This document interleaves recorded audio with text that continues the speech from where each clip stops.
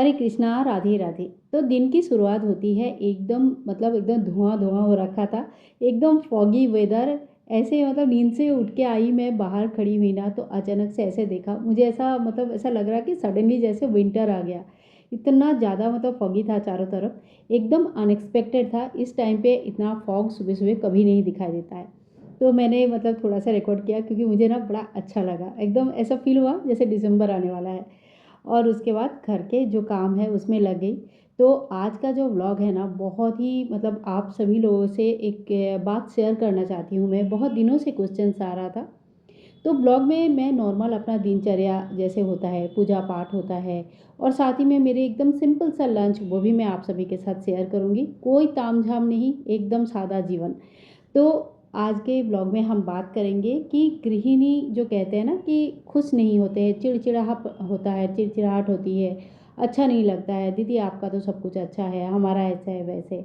तो इस बारे में ही हम बात करेंगे।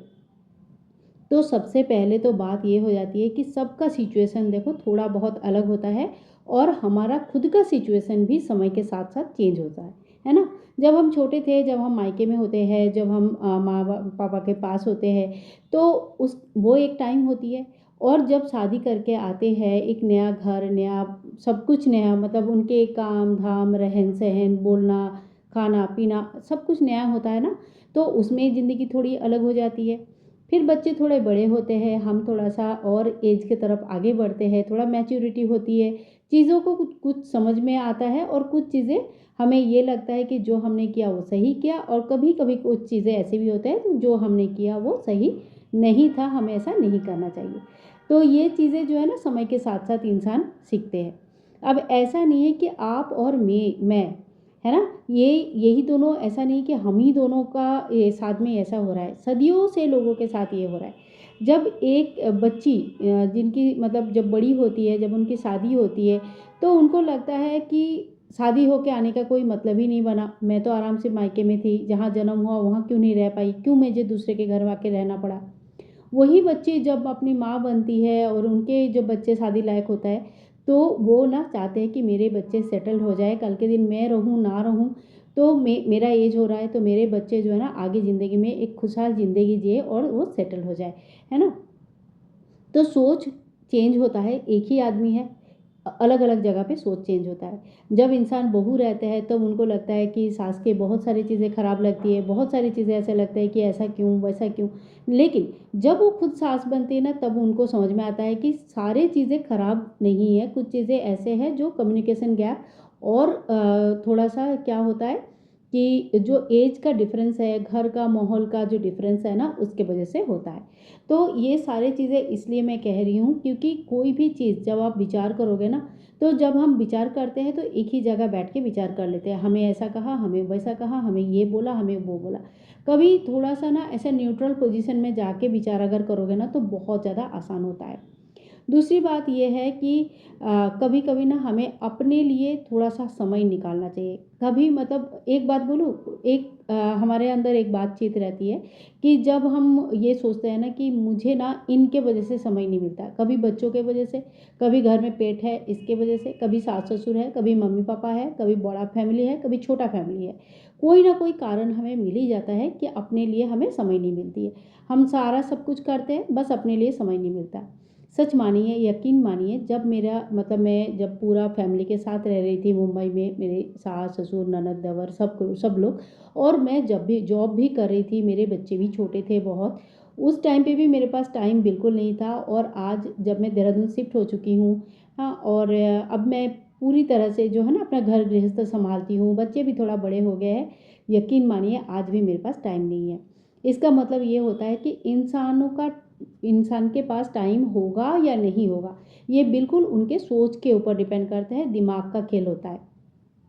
अगर आपको सही में अपने लिए टाइम निकालना है, तो एक दिन बैठ के ना पूरे दिन का दिनचर्या सोचिए कि आप कितने बजे उठते हो, क्या-क्या आपके पास बेसिकली काम है, कौन-सा ऐसा काम है जो आप नहीं भी करोगे चलेगा, लेकिन फिर भी आप जो उस काम को रिपीटेडली करते रहते हो, रिपीटेडली उस चीज़ को करते रहते हो।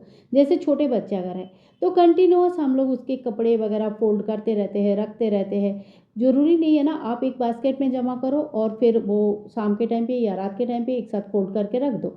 हर पूरे दिन भर एक ही काम करने की ज़रूरत नहीं है, ठीक है? इसी तरह से ना हर किसी का जीवन अलग होता है, इसीलिए हर किसी को थोड़ा-सा ये चीज़ सोचना समझना पड़ता है कि कहाँ पे मैं टाइम निकाल सकती हूँ। सबसे बेस्ट उपाय होता है टाइम निकालने का, वो है सुबह उठना। सुबह उठना इसलिए मैं बोलती हूँ क्योंकि सुबह का जो एनर्जी है वो अलग लेवल का होता है।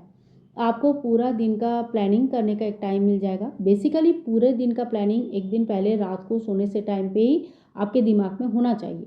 अगर आपको लगता है कि मुझे इतना सोचना पॉसिबल नहीं है, तो आप 2-4 पॉइंट लिख भी सकते हो कि मुझे कल ये काम है। हर एक चीज़ लिखने की ज़रूरत नहीं है, बस बेसिक काम आपको लिखना है। सवेरे आपका अगर जॉब है, बच्चे को देखना है, कहीं अगर आप बच्चे को छोड़ के जाते हो तो उस जगह को करना है, या तो फिर आपका कोई मीटिंग है, ये सारे मेन काम आपको लिखना है।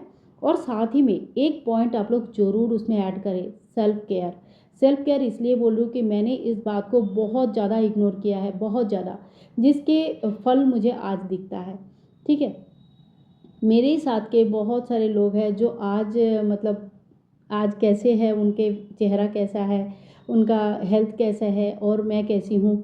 मैं ये नहीं कह रही हूँ कि मतलब अपने लिए देखो टाइम निकालना बहुत ज़रूरी है, बस मैं ये कहना चाहती हूँ।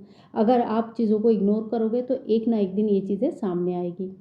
तो आज तो मैंने ग्रॉसरी शॉपिंग कर लिया, ढेर सारी शॉपिंग कर लिया क्योंकि 1 डेढ़ महीने से घर में कोई सामान था नहीं है। आज के फटाफट मैंने लंच बनाया और लंच में आज भी एकदम शुद्ध सात्विक खाना क्या बनेगा, जो अंकुरित मूँग दाल होता है ना, मूँग होता है, उसको भिगो के रखा था मैंने, अंकुरित आ गया था। तो आलू मूँग का सब्ज़ी बनाएँगे, थोड़ा-सा मसूर का दाल बनाएँगे। देखिए, जो लोग नॉन-वेज नहीं खाते हैं या जिनके घर में नहीं बनता है, उनको दाल का परिमाण बढ़ाना चाहिए, अंकुरित का परिमाण बढ़ाना चाहिए, ताकि प्रोटीन इंटेक प्रॉपर्ली हो जाए। इन सब चीज़ों में हल्की प्रोटीन होती है, हल्की मतलब जो प्रोटीन अच्छे से अब्ज़ॉर्ब हो जाए, ठीक है? तो इस तरह का खाना अपनी डाइट में शामिल करें। और जो गर्मी चलती है इसमें आप दही वगैरह खाइए। अभी जो हम लोग करेंगे 40 के बाद, ये हमें आज जो करेंगे वो आज काम आएगा। लेकिन अगर आप लोग कम उम्र के हैं और मुझे देख रहे हो, जैसे आप 20-25 साल के हो, 30 साल के हो, 35 साल के हो, तो फिर आप अभी से अपना डाइट, अपने ऊपर ध्यान देना, अपनी स्किन, अपने बाल, हर चीज़ के ऊपर थोड़ा हफ्ते में 1 या 2 दिन कम से कम अपने बालों के ऊपर, 1-2 दिन अपने स्किन के ऊपर ध्यान दो। ये जाके आपको लॉन्ग टर्म इफ़ेक्ट देने लगेगा। आज मैं मतलब सोचती हूँ मैं करूँगी, मैं करती भी हूँ कुछ चीज़ें, लेकिन वो इफ़ेक्ट, वो चीज़ें वैसा नहीं होता है जो आप कम उम्र में शुरू करेंगे, एक आदत में डालेंगे तो जैसा होगा। इसीलिए सबसे बेस्ट जो ज़रूरी होती है ना, वो है सेल्फ केयर, सेल्फ रिस्पेक्ट। दूसरा, हमें रिस्पेक्ट तभी देते हैं जो जब हमें मतलब खुद का रिस्पेक्ट होता है। अपने हमेशा ही अगर कोई माताएँ मुझे सुन रहे हैं, उनके बेटियाँ हैं, तो अपने बेटी को पढ़ाए, लिखाए, अपने पैरों में खड़ा करें, उसके बाद किसी और के घर भेजें। ऐसे ही अगर भेजते हैं ना तो उनका मान-सम्मान उतना नहीं हो पाता है। सुनने में कड़वी है, सुनने में लोग बोलते हैं कि ऐसा थोड़ा ही होता है, हमने थोड़ा ही पढ़ाई किया, नौकरी किया हुआ है, हमारे मम्मी-पापा ने थोड़ा ही किया है।